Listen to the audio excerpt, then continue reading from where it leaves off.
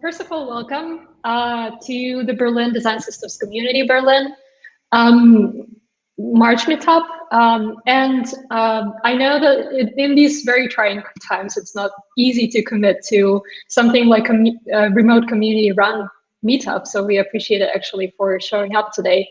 I hope you're all doing well in these very trying times. I hope your loved ones are getting the vaccines they need, and I hope we're all seeing much better times in front of us. But right now we are here, and so we're trying to make our time a little more worthwhile, and this is why we are having two wonderful speakers tonight, who are going to be from, both of them from GitHub, so Ash and Aurora.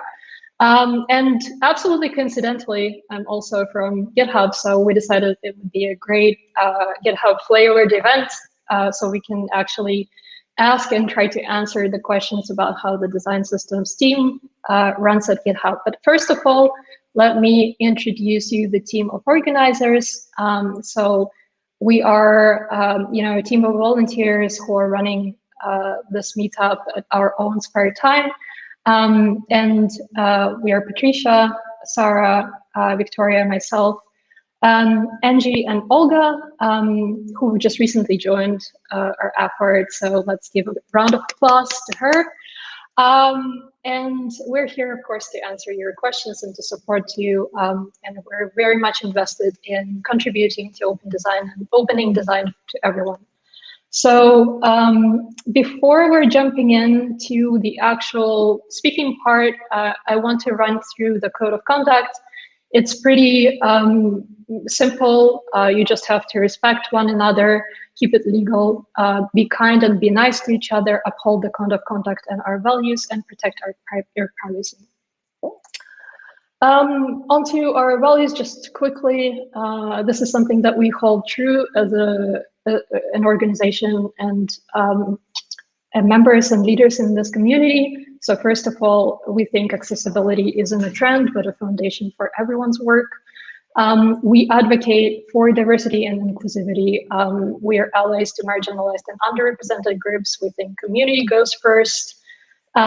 We are focused on solving customer problems.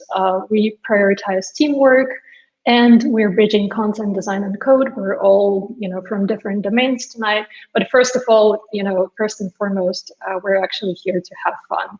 So let's have some fun. And I will hand over to my colleague, Patricia. Thank you, Vic. So we are here with pretty exciting agenda for today. First, we're going to hear from Ash, who will talk about system for humans, and then the talk from Aurora, the art of being replaceable in design systems. At the end, we planned a Q&A session. So please go ahead and ask all the questions that you have in mind in Slido, and we will try to answer those at the end of the meetup. And so now we will move to the Ash talk. So please welcome Ash, who will talk about how his team has created safe environment for designers to work smarter while using the design systems.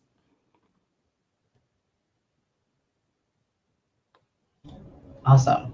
Cool. Oh, let's not get too far ahead of ourselves. There we go. Awesome. Great. So thank you very much for inviting me to this today. Again, my name is Ash. I am a systems designer at GitHub.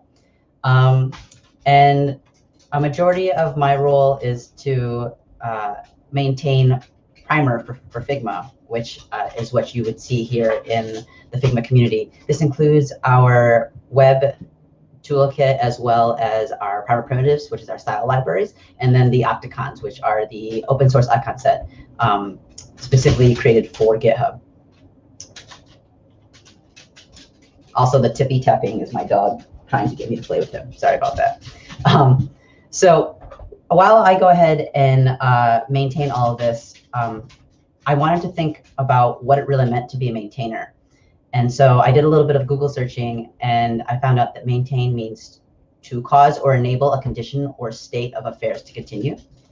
But I also found that it has this other definition, which says to provide with necessities for life or existence. And I actually really like this definition because it kind of makes me feel a little bit more like, wow, kind of like God. Because I maintain this design system, like I'm like the like overarching power of this. But really, it makes me think more on the other end of, but what actually am I maintaining? Like when we initially think about maintaining a design system, it's, oh, you maintain the components and the documentation, and then those eventually go into the product. But actually, when I think about it, as maintainers of a design system, there's much more to this than just making all of these things, such as components and writing all the guidelines.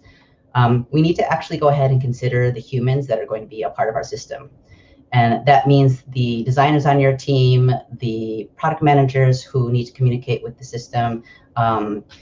If you have an open source system like we do at Primer, it's the other contributors outside of your organization who might want to participate and give feedback.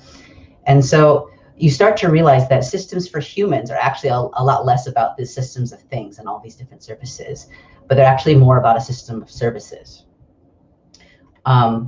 In her talk, Alex Kukureska said, who are the people using the design system? What do they need? Ask them this, ask them that, and I promise you that that's what is going to make them happy. And I really like this a lot because Alex is basically saying you need to talk to the people who are a part of your design system. And so for me, I had to think, who are my people? So my people are the product designers. They're people from our brand and site design team.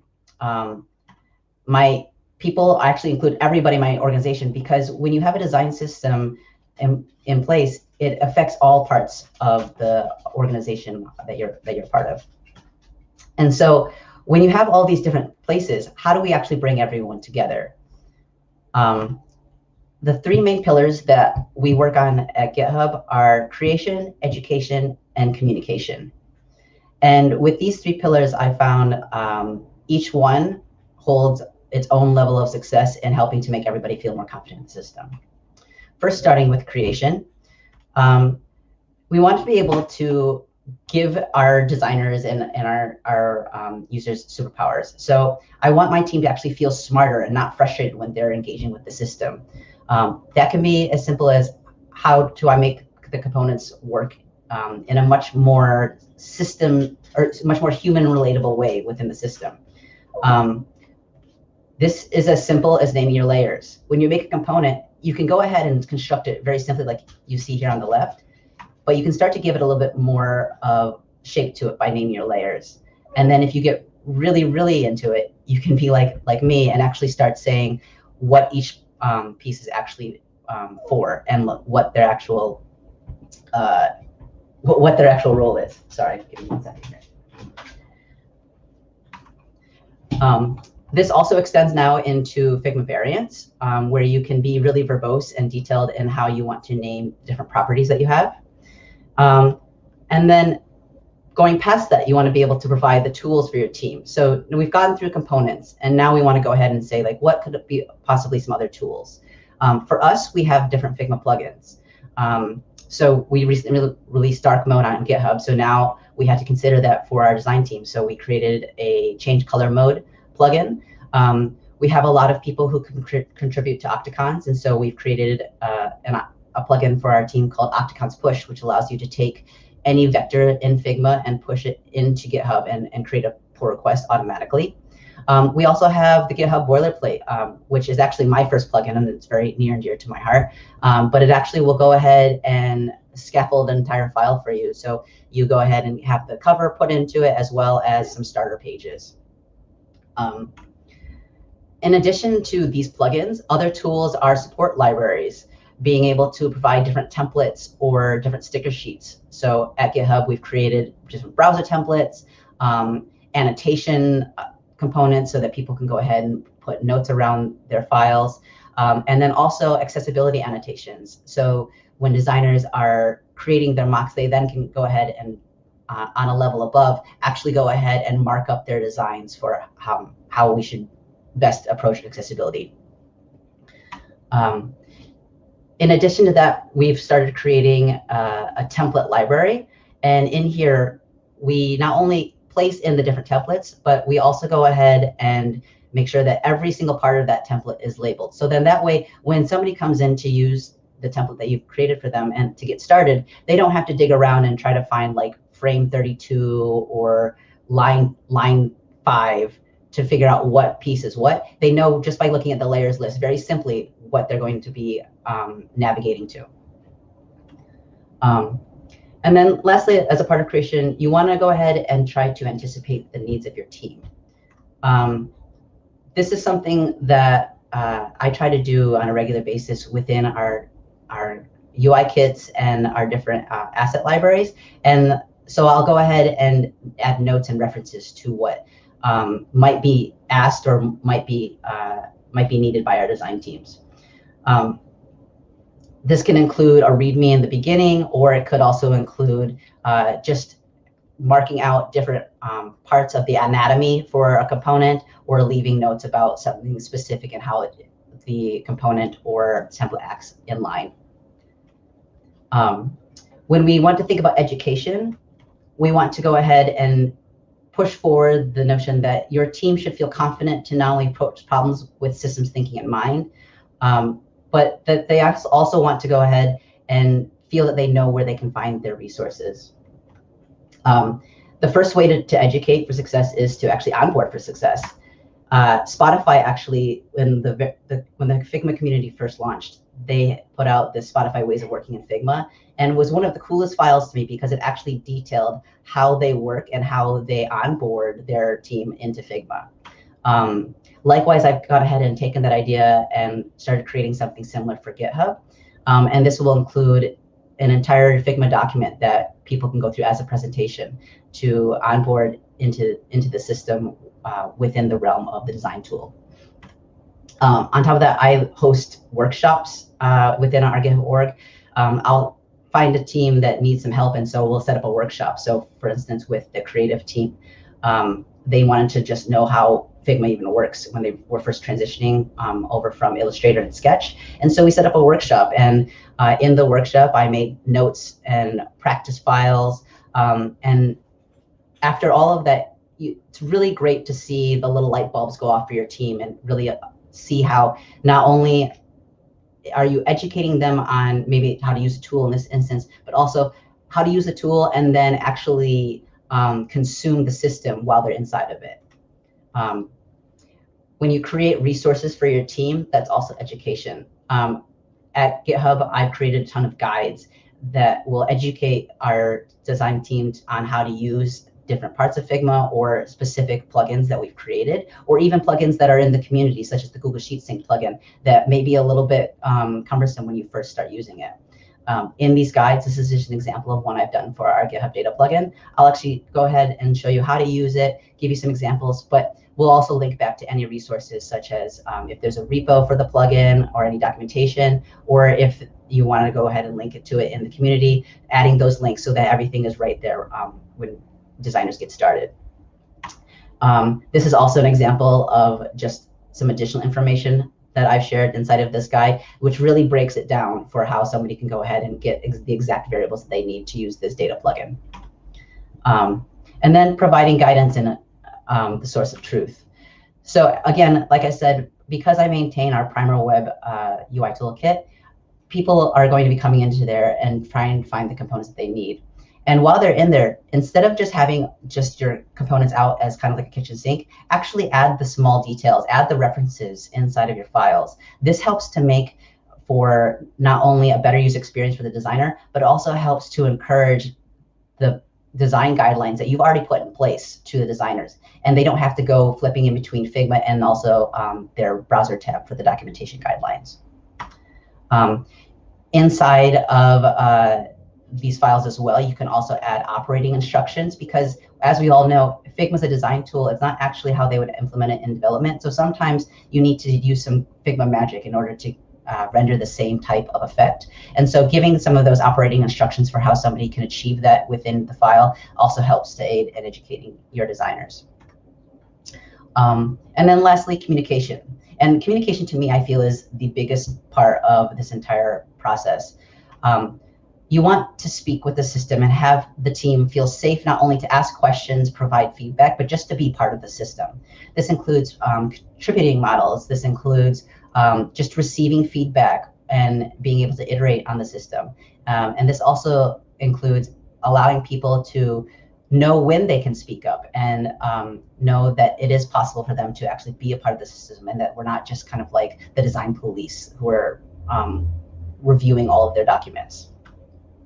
At GitHub, we offer office hours specifically for design systems, but I actually host an office hours as well for Figma.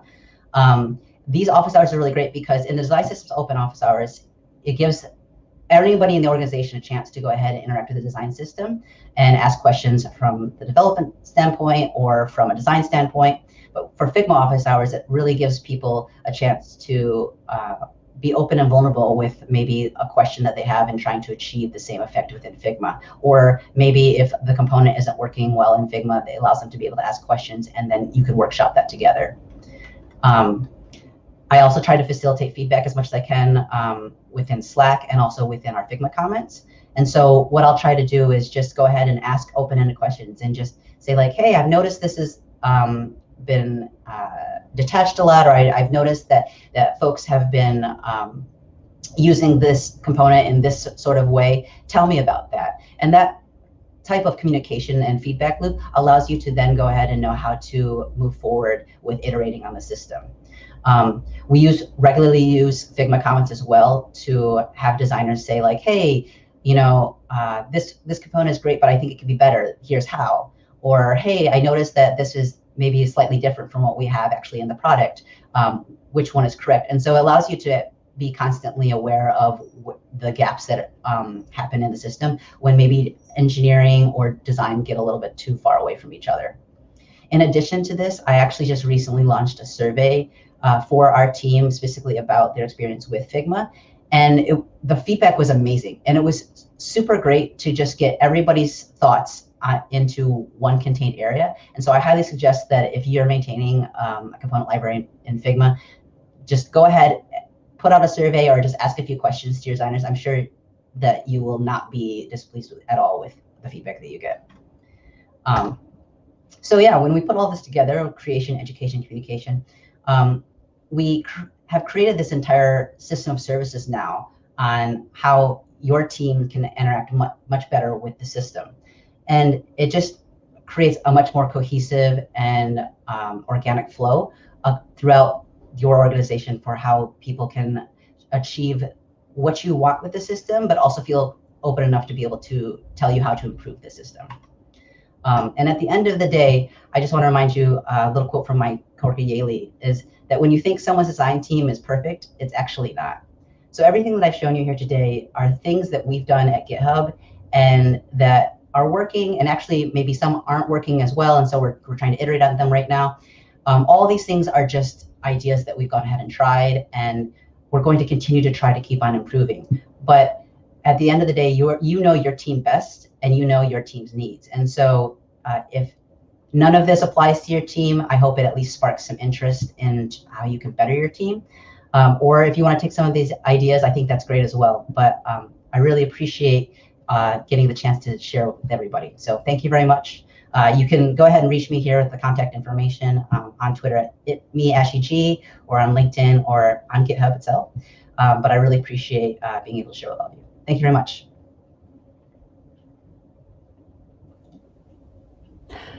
Thank you, Ash. That was amazing. I'm sure that everyone in the audience can have a bunch of questions that we can answer later in the Q&A session. So please go ahead and ask them in the Slido, in the link that you can see right here, or in the description of the YouTube channel. You can find it as well. Thanks, Ash. That was amazing. And now we will move to our next speaker. So we will hear the presentation from Aurora, who will talk about how our design system can be timeless, how they can scale and take on any future challenges. Please give a warm welcome to Aurora.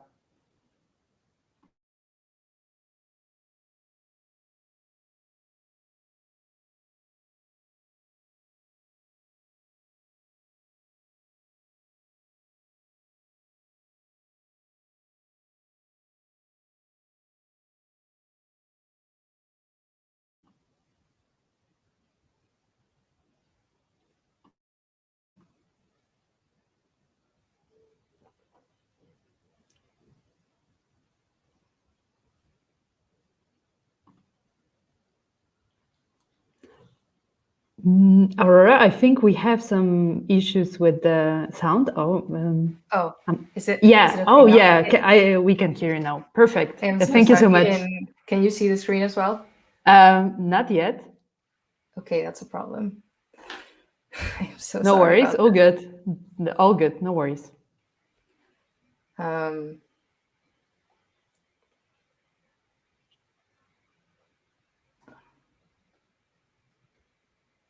Okay, now it should work.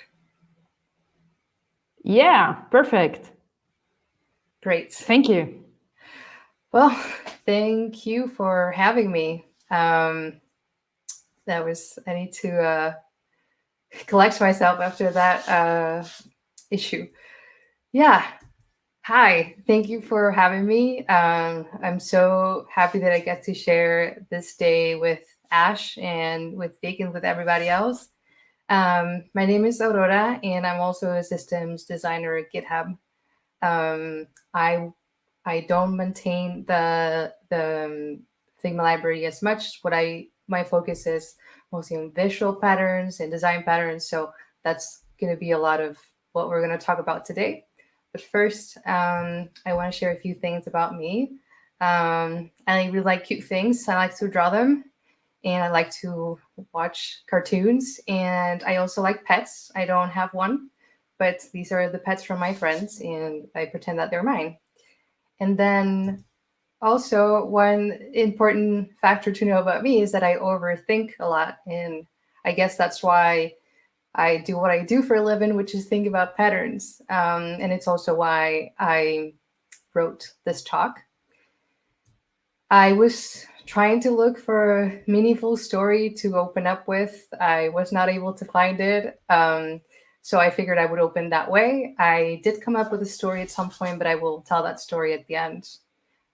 So now we're just going to get into the main topic, which is how to become replaceable in your design system. Yeah, and you may be thinking, wow, this is great, Aurora. Thanks for taking out 30 minutes of my day to teach me how to lose my job. That's obviously not what I want to be talking about.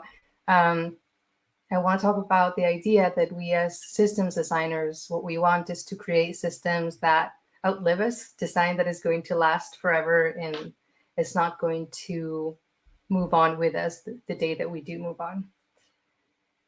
A few different areas that I've been thinking about a lot lately is about design principles, about how can we make decisions that are going to last beyond our tenure in a design systems team, about documentation.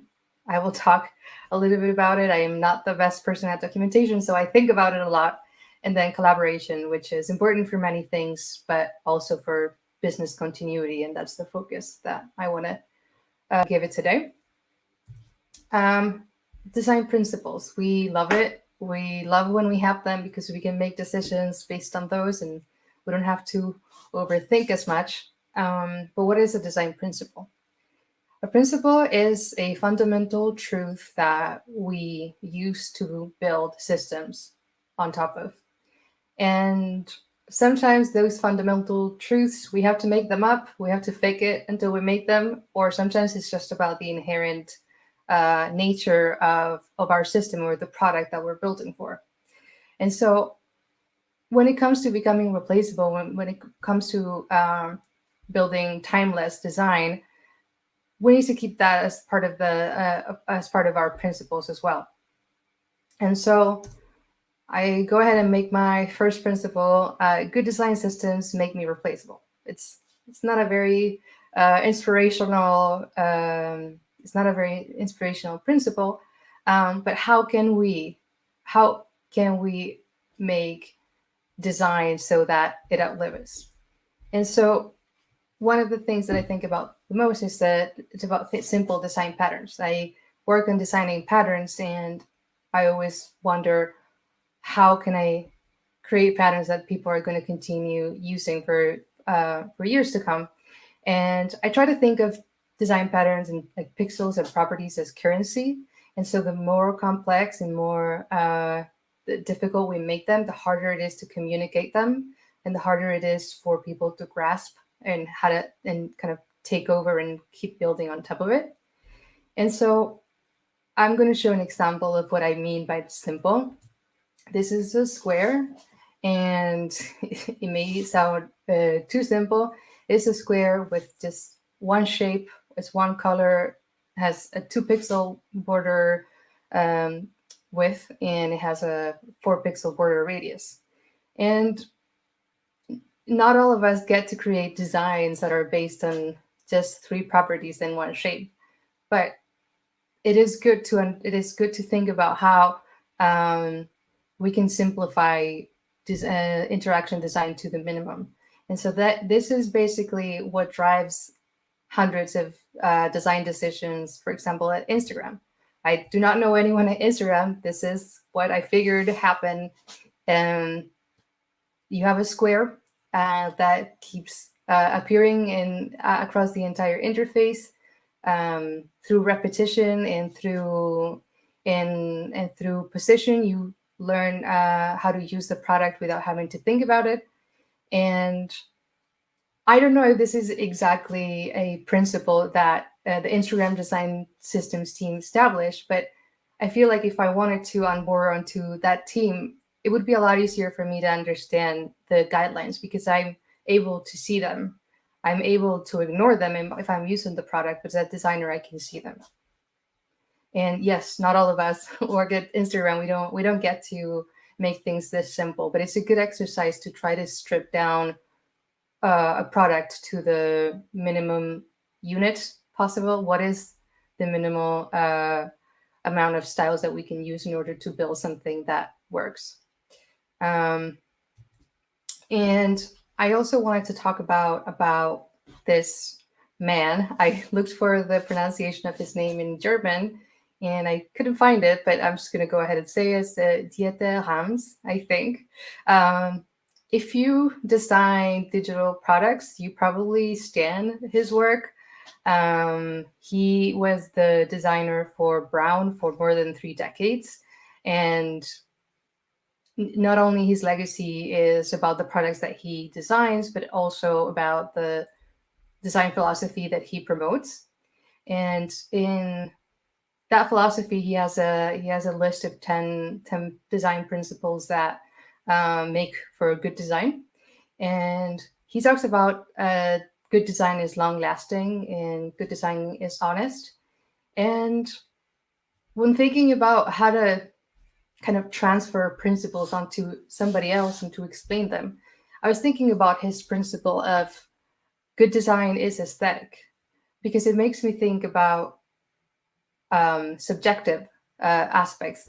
When we hear the word beauty or aesthetic, we tend to think about something that isn't objective. So therefore, how are you going to communicate something that is perceived differently? But the truth is, when he talks about aesthetics, he means about basic, like the human perception of something pleasant and something that is easy to use, that it's appealing to you. And he does that by using, in the same as the example of Instagram, he also uses geometry and repetition. This is not something I discovered by myself. I overthink, but not this much. This is something I learned from my design mentor, and was to look at a piece of geometry, a shape that was recurring not only in his work in Brown, but also in his work in Bitsoy. He uses, like we as digital designers may use units of 8 pixels, or we use scales. And he uses a rectangle that is 16/9 because it's a proportion that it has been proven to be perceived as harmonious. And so I think that this is a good example of how can we design in a simple way for something that is so complex as a physical product. And I don't think I would be able to design a radio, but again, I would feel much more comfortable looking at onboarding myself to this design team. And, you know, I think about kind of what Brown looks like today, and I think it's very obvious that his legacy didn't exactly pan out in the way that he intended. But I don't think it's because he wasn't around to just solve any problems or because he didn't write it down, but it's probably because a change of culture or change of politics in the company. So I like to think that it would have been differently if the company hadn't changed that much. And so this is what my thoughts on simple design patterns is that we can help people create new components by keeping it simple. And the more autonomy people can have, and as Ash was mentioning before, the more empowered they feel with the components and tools that they have, the better the products are going to come. And also you can go in a 6-month sabbatical, which is something that we all like. And then documentation, I'm going to look at my time because I think, okay, we're good. I'm going to talk about documentation. Anyone who knows me, they will probably tell you that I'm cool to be around, maybe, hopefully, but they will also tell you that I'm not very good at writing and that it's hard for me to explain is to write technical documentation. I just can't figure it out. I keep trying, but I can't figure it out. But lucky for me, it's not just about technical documentation. Technical documentation is one of the products that we provide as a design systems team. And we want people to be as autonomous with those manuals as possible, but we also want to be available to help.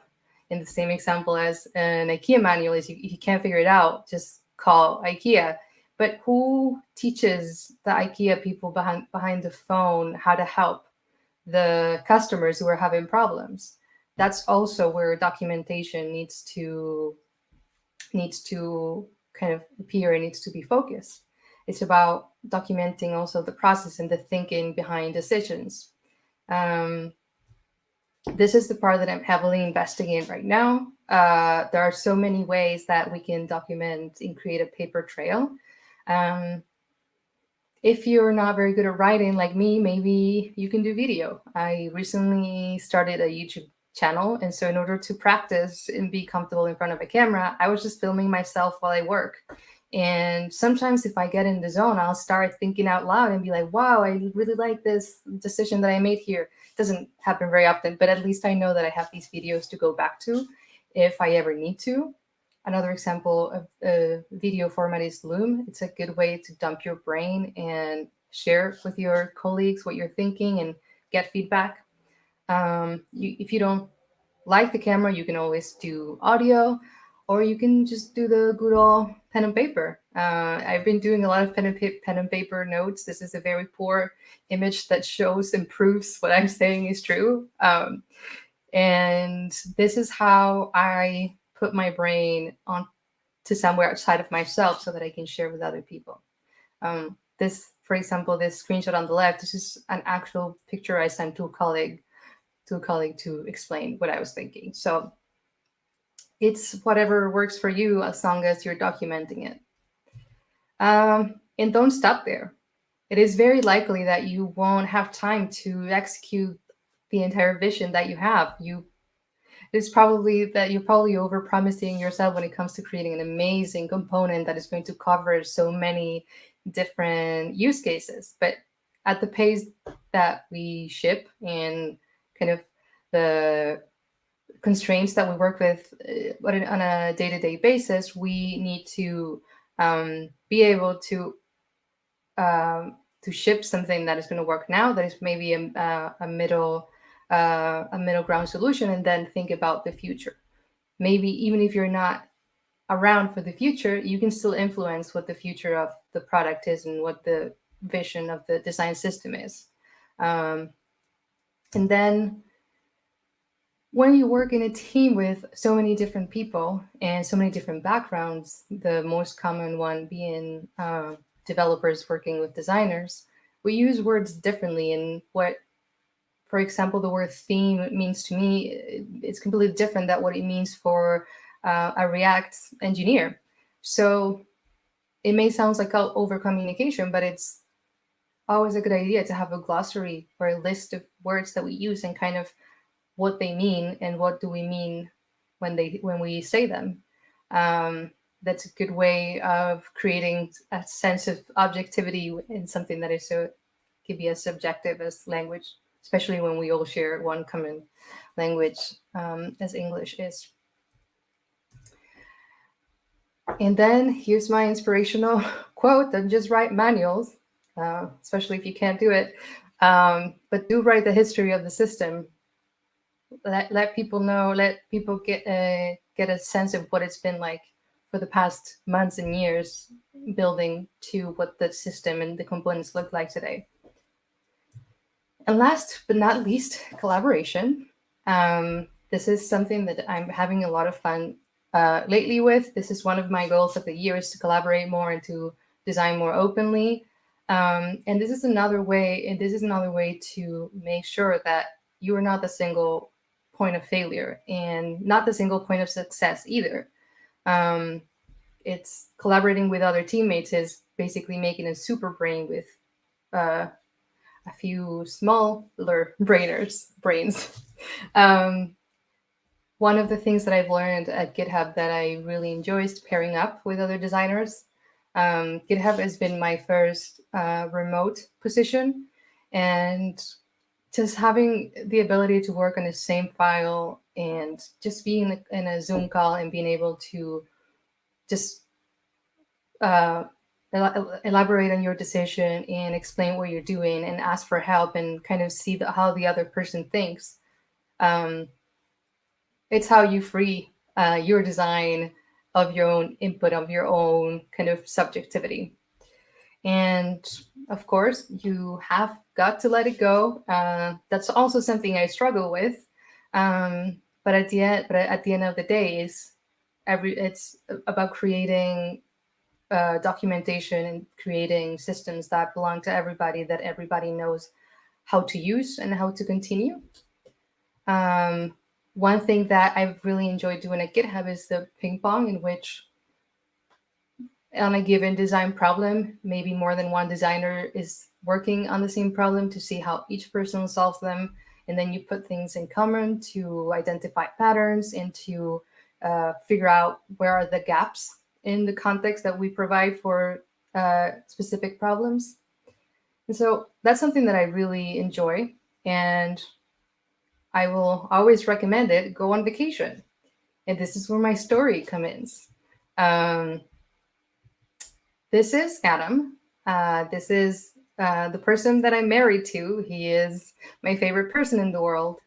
And he is also the director of infrastructure at Algolia, where I used to work. And he's the director of server infrastructure, which to me, principles-wise and kind of mission-wise, is very similar to what we do in design systems. And when I met him, I saw this quote that he has on his website saying that building reliable teams and making myself replaceable. And that's where this philosophy started to me, because not only like for him, he's really passionate about building these teams and building the systems that support an entire infrastructure. And it's also about being able to free yourself from it, to put a beginning and an end to a project, and kind of the ultimate goal it to be that the system is going to outlive you and is going to survive without you. So for him, he always says, if you want to build reliable teams, go on vacation. In the case now, maybe staycation, maybe we close our computer and we don't be around for an entire week. And so to recap, design for timelessness. Always keep in mind that maybe you won't be around to answer all the questions, and that if you do, then you have a gap, you have a place where you can problem to fix. You can document everything. It can be in many shapes and forms. You can do it on Figma. You can do it on a piece of paper. Just find spaces to create documentation, and then collaborate with your peers. It's always important for any single product development area. Collaboration is key. and then follow your dreams, go on vacation, have fun overthinking and giving talks about design patterns. And that is it for me. Thank you, Aurora. That was amazing. I'm sure we have like still a couple of questions in our minds. So please go ahead and ask them in Slido. You can find the link in the YouTube channel description. And we will slowly move into the direction of Q&A, which will be led by Vic. So yeah, looking forward to this. Okay, thanks. Thanks, Patricia, for this. First of all, thank you, speakers, for amazing conversations tonight. I can't wait to actually dig in and start asking questions. But I also want to mention that I am the lucky one who actually works with these two. And I know for a fact that apart from being extraordinary designers, they're also just wonderful humans. So thank you very much for joining me tonight and being here, sharing your insights with the community. This is why we're all here tonight and doing this work. I think there was a lot of continuity in both of your talks, Ash and Aurora. I think, you know, Ash, you were mentioning documentation, creation, and education. I hope I remembered this correctly, but you know, it was kind of like a full circle for maintainers and creators of the design systems. And or you're also mentioning, you know, the same documentation and design principles and collaboration. That sounds like a foundation for our design systems. And I think maybe it is indicative not only that we're kind of working together in one organization, but also indicative of the state of the design systems in general, because I think this is a very important foundation for every design system and systems designer. And to kick it off, I want to, okay, let's check how many questions we have in Slido. We have a question about the communication in design systems. This one is specifically to Ash. How formal is the Figma office hours? Is it booked and private time or open door discussions?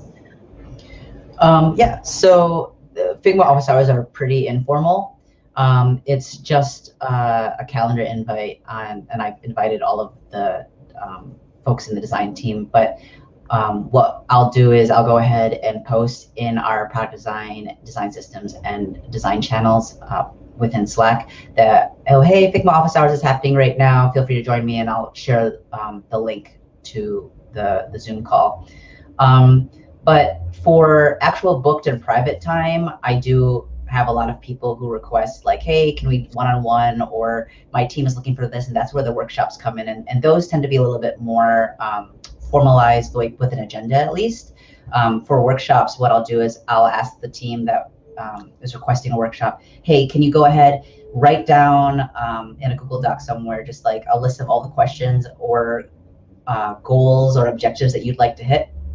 And then I'll go ahead and take a look at that before a session, and so that way I can be prepared with examples or set up the right tools for success for those times. But for office hours, I mean, it's just, usually it's me sitting and they're playing in Figma, and then somebody will pop in, or it's like Aurora will join me and we'll have like a nice coffee chat if nobody else shows up. So it depends on kind of like the day, but like yesterday, for instance, we had a really good office hours because we had prototyping questions, we had questions about how to use the system with some of the colors. So it really can vary, but you can make it as open or as formal as you want it to be. Yeah, they sound to me a lot like design therapy hours, where people just like come together and share their pains and frustrations about design in general, and design space and design systems and how to make them better, and maybe try to find solutions to how to make it better. Yeah, there's a lot of crying over auto layout. Yeah. Auto layout is special. What about you, Aurora? Do you have anything to add to this? No, yeah, I mean, I really enjoy having that kind of point of reference to like, I mean, I speak more as a consumer than I speak as a systems designer, but it gives me a lot of peace of mind. Yeah, I think you're also like a very massive design systems contributor as well. Like you are contributing to design systems very frequently, opposed to me, who's like a real consumer. I just consume things. Yeah. Aurora is definitely not just a contributor. Aurora is like a majority of the creator, and then I just maintain her work. Like, so basically all of her genius in like visual design, I now just maintain that and make sure that it's up to date with the new Figma features. So before jumping into the next question, I actually want to mention that I really loved how you called in your presentation, Ash, you called people who work on design systems or people who you're servicing as my people. And I think it kind of what it tries to do, it reduces the tension between different roles and groups and domains. And I think there is always this tension of like being a contributor, being a creator, being a maintainer. So how do you, like, do you actually feel the tension, and what do you do to reduce the tension between these different roles and different domains in design systems? And I think this is to both of you, of course, this question. Yeah, it's interesting that you mentioned that because, you know, I think tension is something in any organization that is always felt, but is never said. And, or it's said in like side conversations amongst other people. But, you know, when you communicate with people, and you maintain something that everybody's using, you have to learn to really just sit and listen and be like, well, what is the problem? And not just sit there and be like, no, but that's the way I made it. And then that's what our design system does. And so that is like law. You have to really see like, oh, wow, you're right. This doesn't scale very well, or like, this is confusing. So what I try to do is across other teams is I'm in constant communication with the other leaders of our design teams. So we have at GitHub, our creative team is actually called our brand studio team. And then we have our site design team. And I try to partner with the leads for both of those teams. And then amongst our team, everybody has some sort of area of focus. And so, for instance, Aurora has been focusing a lot on our color system.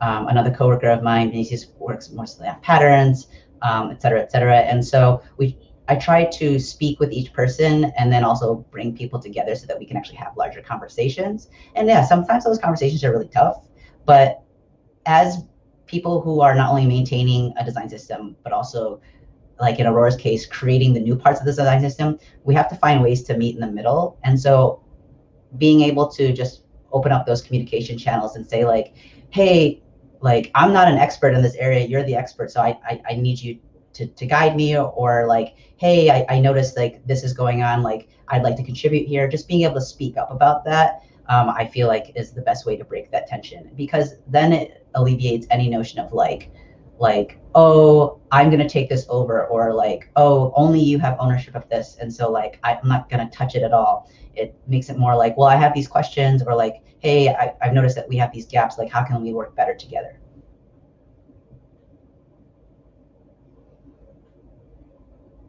I don't know, Aurora, if you have anything you want to share about that.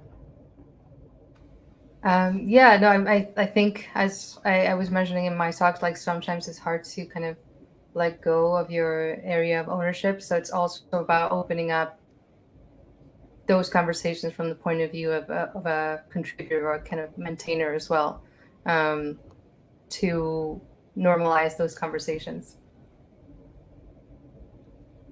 I also like how we have different perspectives on this. You know, as a maintainer, like a core maintainer of Primer, a contributor to Primer, and the actual like just consumer of a design system. You know, like we all have entirely different priorities and values and needs when we work with design systems. So it's really cool. Yeah, I mean, sorry, just to like tack on to what you just said, you being a consumer of our design system means that you're going to notice all the things that actually don't work as well as we think that they should have worked. And when you're on the creator and maintainer side, you think like, oh, wow, this makes sense to me. And that's it. You just think about like, this was what I had in my head. And when you share that with other people, you know, because I'm very similar to Aurora, like taking feedback has been a very long process throughout my career. And I've been doing this for many, many years. But it still is hard sometimes when somebody's like, that didn't make sense to me and doesn't really work. And it can feel really blunt and harsh and direct. But at the same time, you have to sit with it and be like, okay, well, I need to recognize that because obviously I'm not thinking outside of myself sometimes for what I'm doing. So yeah, this is really great, and it kind of opens up a really deep black rabbit hole. Black rabbit hole, that's cool.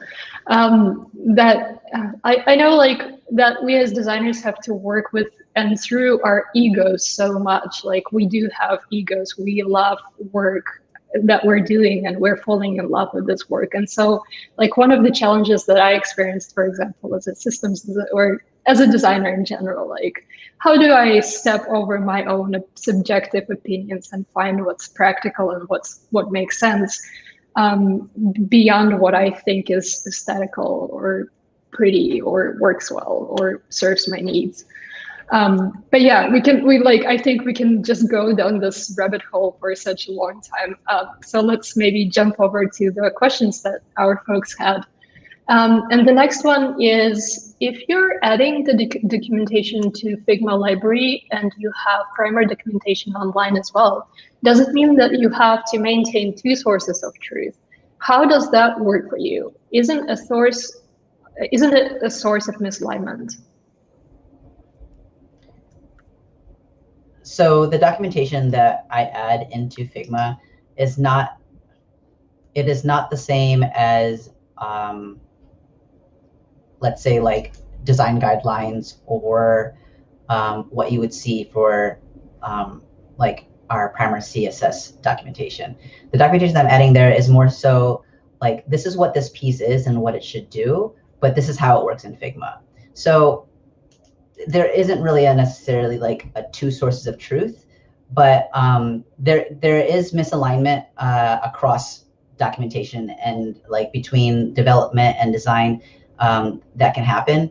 But for us, for what I do in Figma, it's mostly like, I need to tell you what this piece is and what you're typically going to use it for. So like a tab we're normally using for our like underline navigation.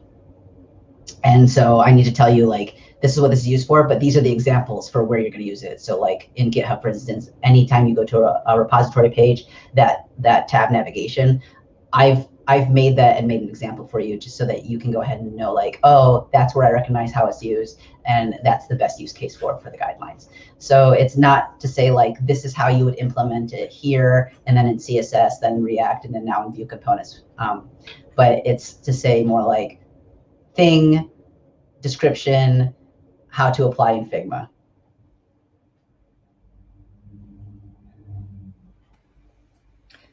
Yeah, in the end, it's about kind of describing what is relevant to the context. In each piece of documentation has its goal. So when you go onto the manual, to the technical documentation, you're wanting to find out how to design or how to implement. It's more of a like really a manual to follow. However, in Figma, in your Figma file, if it's a design or if it's the library, it's about pointing out things that are relevant to that specific moment of the design process. Yeah, I also think, if I could add to this, that, you know, like it's almost impossible to keep documentation always up to date. You will always have it out of the loop with your actual product. You know, if we're looking at the source of truth, our product that our users are using every day is the actual source of truth. And so you just kind of have to acknowledge this and work through this and try to keep documentation as up to date as possible, but also say, you know, like it's probably almost impossible to keep it as up to date as our product is, especially when it's huge like GitHub or Primer. All right, so our next question is to Ash. Wondering how you discover statistics on most attached components in Figma. If you have your company has a Figma organization, you can click on your organization's avatar and look at the libraries and get statistics in there. They have a really good help file for that if you search on the Figma help.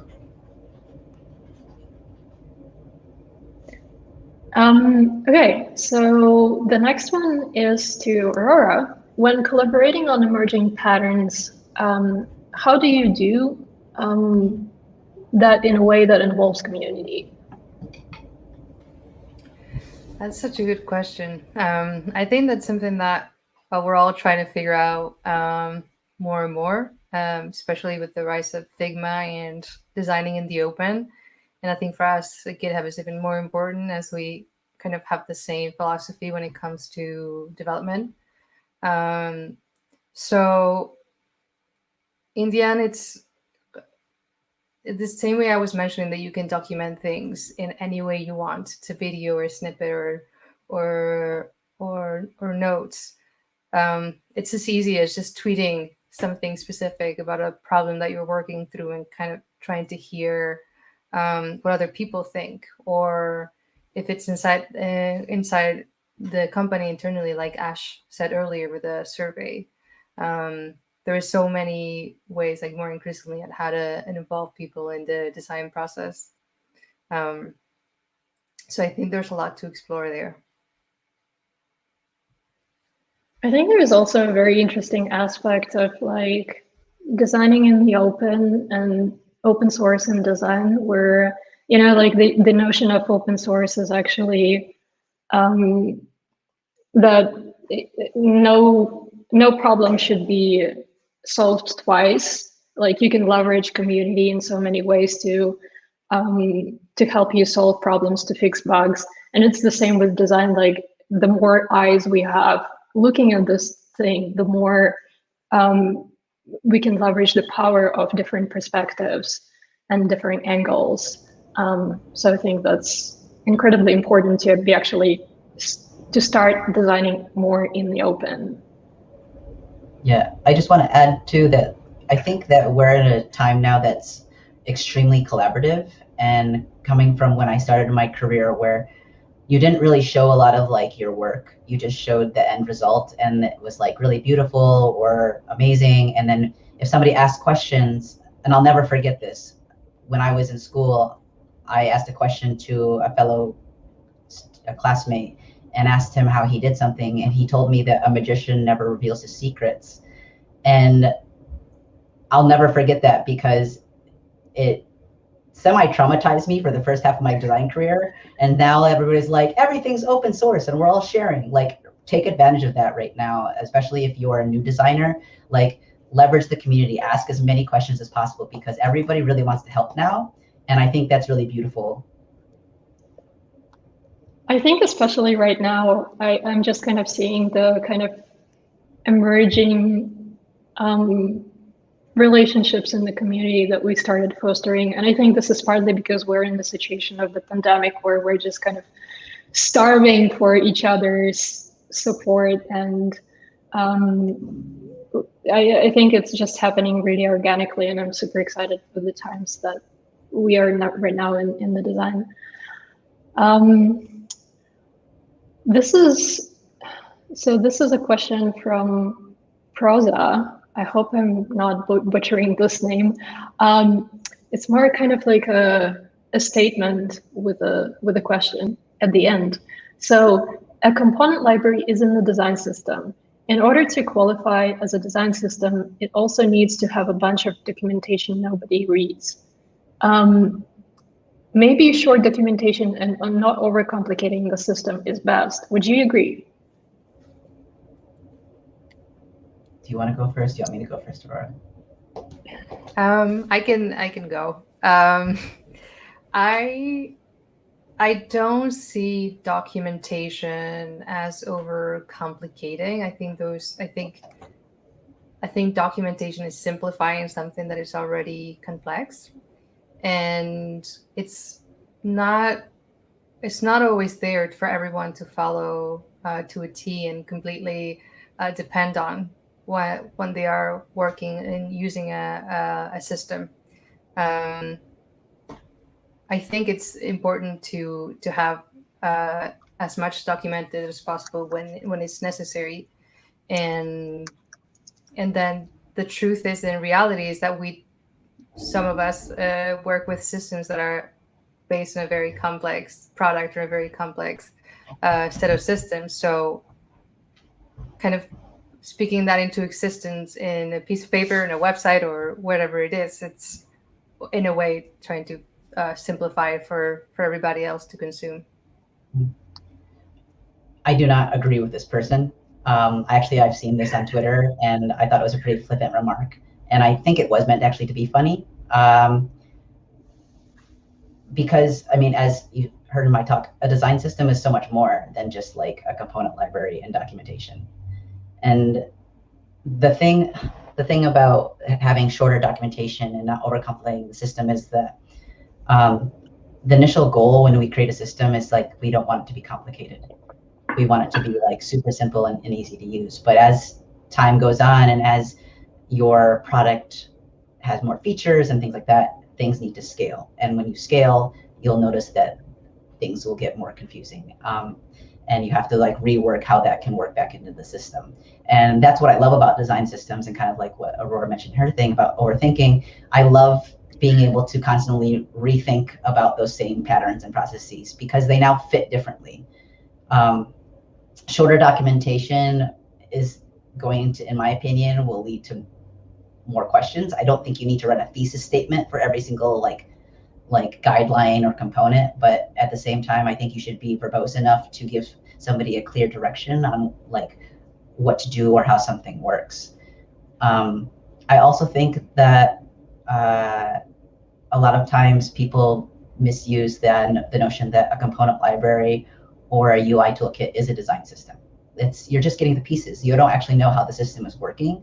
But when you download a UI toolkit off of like the Figma community or like in Sketch or something like that, it's just the pieces. And like the whole basis of the system is how it works within the context of what its purpose is. And so if you're taking a UI toolkit and you're making it for your purpose, you're taking those pieces and making a system for those pieces. I also would like to say too that for the documentation that nobody reads, like, yes, that is part true, but it's also material design has had their documentation up for years and people always reference it. So I would strongly disagree with that notion. I also feel it's kind of funny. I have not seen this quote. I don't know where it comes from. Maybe it's from Twitter. I'm assuming it's from Twitter. People have a lot of takes on Twitter. But I just can't imagine me like going to bed and I'm like, ooh, design documentation. That sounds like a fun fiction. Like it's not something that I would actually read when I would like to read. But I would definitely need to read it when I'm actually solving a problem or looking for a solution of a problem. Like I would just have no other choice but to go and read the design documentation. So I think that's just kind of, I don't know, we need to reframe this conversation around documentation and what documentation actually means. I don't know if Go ahead. you've ever heard of this game. It's keep talking and nobody explodes. but it's a game where you have to work together to defuse a bomb.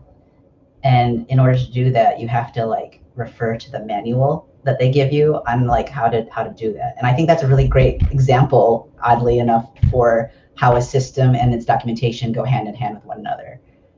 In a sense, I mean, we're not building bombs. I'm not saying that, I'm not promoting that. But what I am saying is that you have something and you're trying to solve for it. But if you already have something already written up for it, you can find little bits and pieces on like how to best approach it. Yeah, it's like trying to understand the rules of the game, basically. If you have documentation that will help you do it. Okay, so the next one, making a big change to the existing design system, moving to a new design tool, moving to a new platform, question mark. How and when do you start the communication and education piece? Do you bring people in while you're still in discovery and proof of concept? So for us, we were already onboarded into Figma on the product design side when I joined GitHub. But to move the brand studio and the site design team from Sketch into Figma,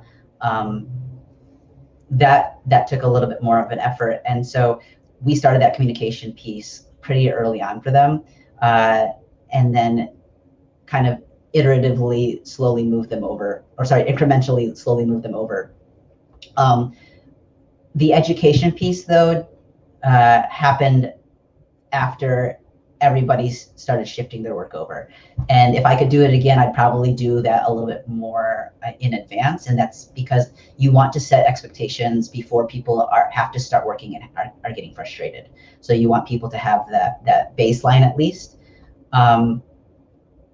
If let's say like a new tool comes out, we wouldn't want to go ahead and say like, oh wow, this great new tool just came out, we're all going to shift over. We're obviously going to have like a discovery piece with the people who are determining which design tools are best for our organization. So I would say if it's already in place and like a majority of the team uses it and you're just transferring another team, start that education early on for the other team. But if it's something brand new and shiny and you're just trying it out, don't tell other people that you're shifting over to a new thing until like you've actually solidified some actual like guidelines and formats for how you want to work with it.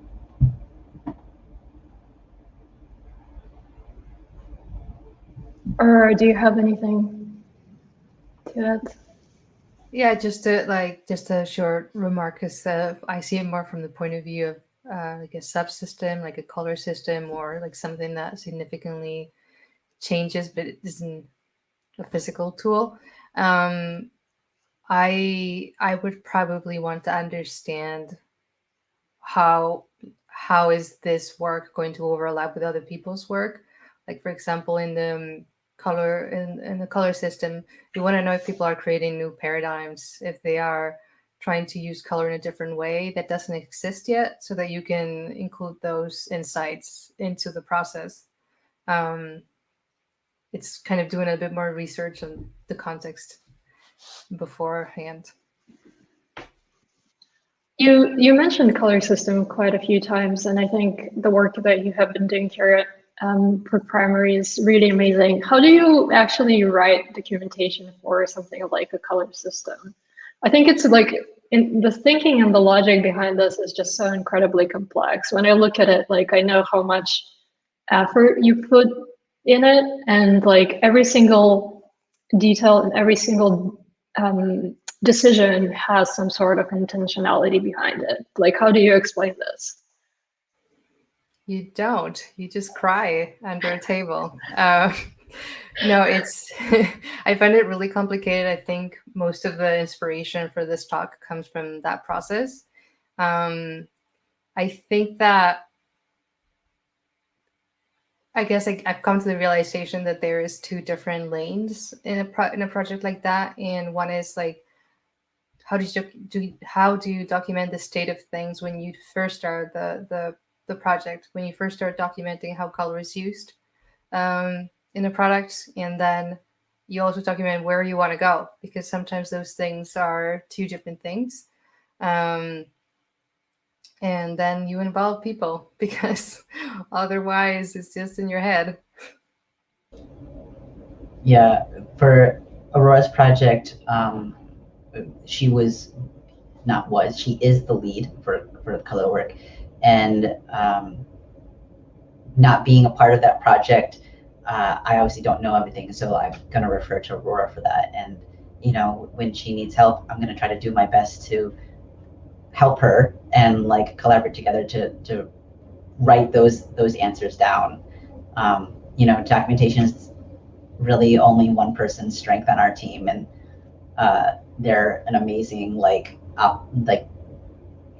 design operations person. But for the rest of us who are like the plebeians of documentation, who are just kind of like, write letters hard, we have to do what Aurora mentioned in her talk, like combine our smaller brains to make one giant super brain together in order to get to that level. And when you are talking about something as complex but also as like foundational as color, like the conversation, it can't last forever with one person. So like opening it up, I think, is the best thing you could do. Also falls in line with communicating with your team.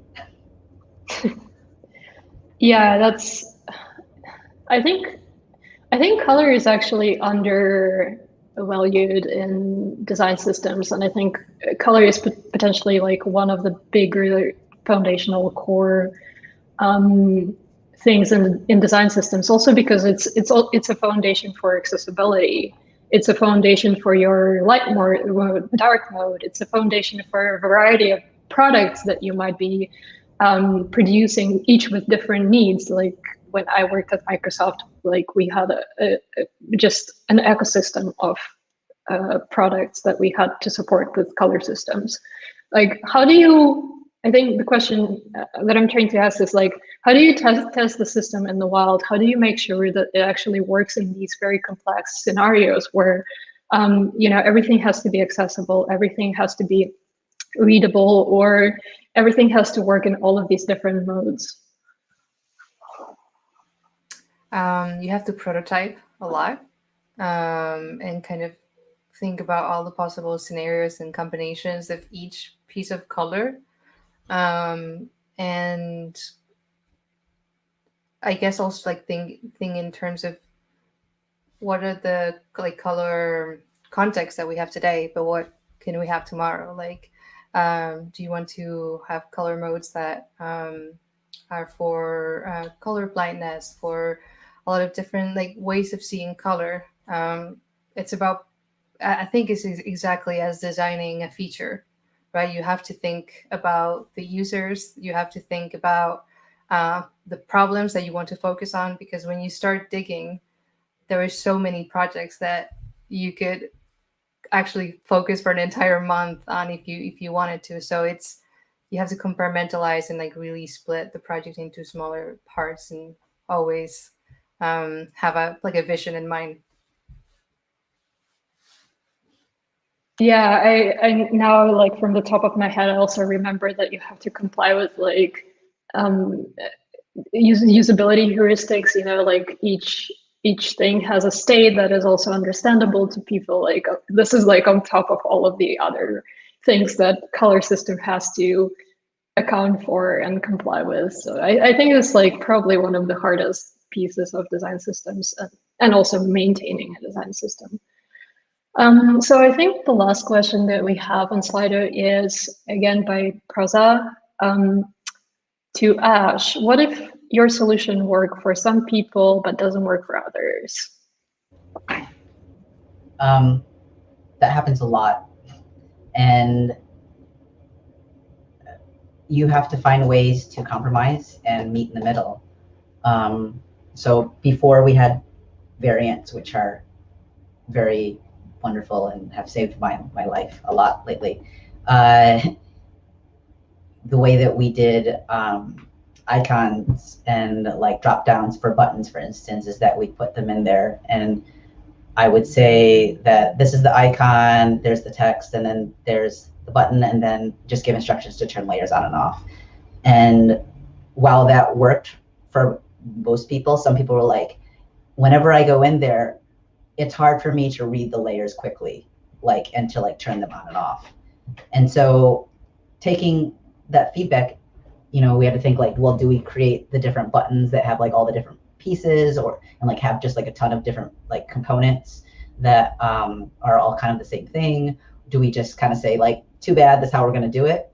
But what we ended up doing is it's so simple. We just added emojis to show left arrow, right arrow, where something's going to appear, and that made the usability of that component so much easier. But when it comes down to hey, some people like this idea and then a lot of people don't, you do have to actually kind of start to bring out the scales and weigh it a little, to be do I really need to change something if only one person doesn't like it, but the rest of the organization likes it? Or is it more of kind of ooh, I'm noticing actually the scales are shifting a little bit and a lot of other people are having the same experience. That must mean I really need to iterate on it. You don't know that until you ask people about their experience. So that's why I would highly recommend, talking to your teams, if you want to send out a formal survey, if you want to just go ahead and have one-on-one kind of usability interviews about the system. But you're not going to please everybody with the system, and you have to be okay with that. You have to be okay and be confident in your choice that hey, this is what we're doing. This is how you do it. You may not fully understand it, but just so you know, this is how you would do it. Yeah, I think it's always really tricky. There is no way we can make everyone happy with design systems or designs by proxy, but it always has to solve some certain user problem. So I think the best way is always to track back to what we're actually solving and how scalable it is. I don't know, Aurora, do you have anything to add to this? No, I guess it's what you were just saying. It's basically like a product design lifecycle, right? You create a solution, then you collect feedback, and then you iterate, and that's why we also pivot, right? We create tools in Figma that maybe then end up being tools that are actually implemented in CSS, because then people find it more useful that way. But it's without that feedback of someone stating that doesn't work for them, we can't iterate. All right. Well, thank you so much for that. I think I was extremely excited to have this conversation with you folks, and I'm always discovering something new by listening to you and working with you every day. So thank you again tonight for everyone's time, to our wonderful speakers, to our amazing organizers who work to have these events running in a regular manner. If you have any questions, suggestions, please don't hesitate to get in touch with us. You have the links in YouTube. You can also find us on Twitter or LinkedIn. Yeah, so once again, a round of applause and have a wonderful evening.